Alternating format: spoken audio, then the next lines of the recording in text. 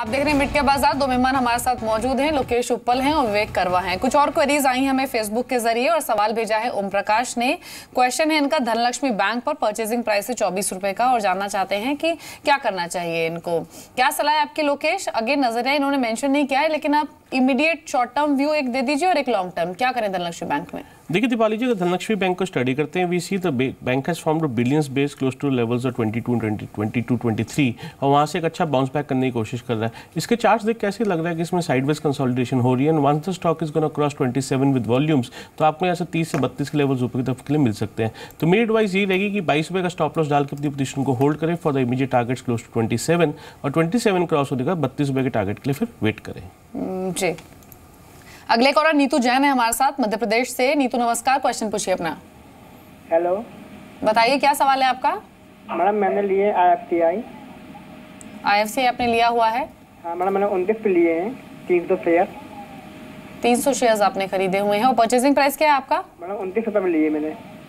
29, ठीक है। मैडम मैं रखूँ या इसको निकाल दूँ? ठीक है, आपका होराइजन बता दीजिए, कितना समय आप रखेंगे इसे? विवेक क्या सलाह है आपकी? IFCI लिमिटेड पर 29 परचेजिंग प्राइस है, 30 पर ट्रेड कर रहा है। देखिए मतलब IFCI जैसा स्टॉक कोई क्यों लेना? अगर आप उनको पूछोगे कारण, तो उनके पास भी कोई कारण नहीं रहेगा।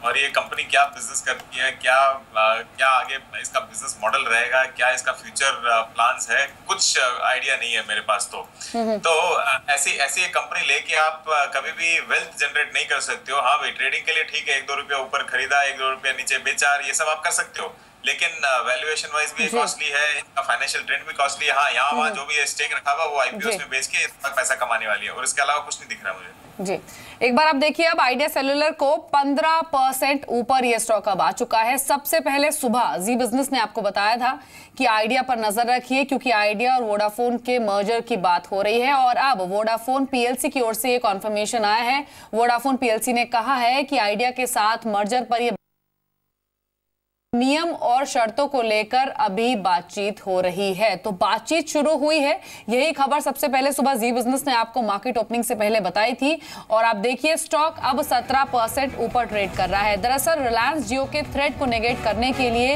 ये दो बड़े टेलीकॉम ऑपरेटर्स हाथ मिला सकते हैं। पहले भी जी बिजनेस ने आपको ये खबर बताई थी कि इस तरह की खबरें हैं और अब ये कॉन्फर्मेशन वोडाफोन PLC की ओर से आते हुए जिसमें उन्होंने कहा है कि नियम और शर्तों को लेकर बातचीत हो रही है।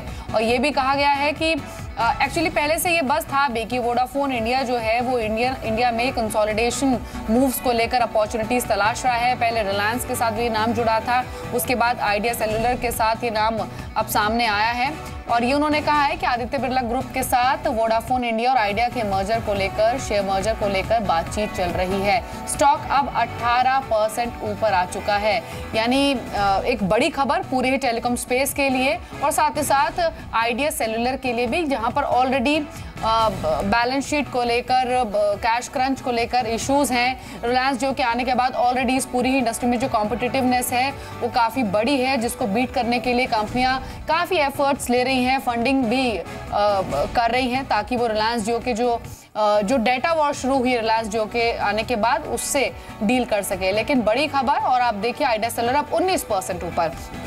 इसके बारे में और भी बातचीत करेंगे आगे भी, लेकिन फटाफट से जान लेते हैं बजट बोनैंजा शेयर लोकेश और विवेक से। लोकेश पहले आप बताइए।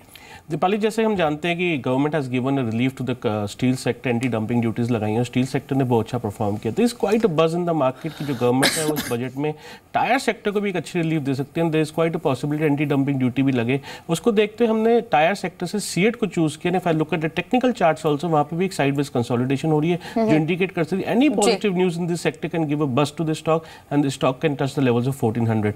तो मेरी यहाँ पे एडवाइस रहेगी 1400 के लेवल्स के लिए सीएट को बाय किया जाए with stop loss close to levels of 1080। जी, विवेक आपकी चॉइस क्या है?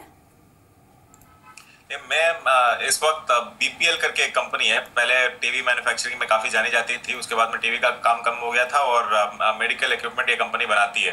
तो बजट में एक एक्सपेक्टेशन है कि मेक इन इंडिया को और पुश करने के लिए गवर्नमेंट मेडिकल इक्विपमेंट के उस सेक्टर में काफ़ी टैक्सेशन बेनिफिट देने की संभावना है। और दूसरी चीज़ ये है कि ये कंपनी वापस टीवी मैन्युफैक्चरिंग में आ गई और फ्लिपकार्ट पे ऑलरेडी इसके एसेट्स मिल रहे हैं। तो आप इस बजट से नेक्स्ट बजट तक देखिए, मतलब करीबन 70 रुपए में आज चल रहा है और 100 रुपए तक हो सकता है। ऐसे disclosure I am holding it. जी, तो यहाँ पर आपको दो चॉइसेस बताई गई हैं, सीएट एक टेक्निकल कॉल और एक बजट कॉल जो बताई गई है विवेक की ओर से, वो है बीपीएल।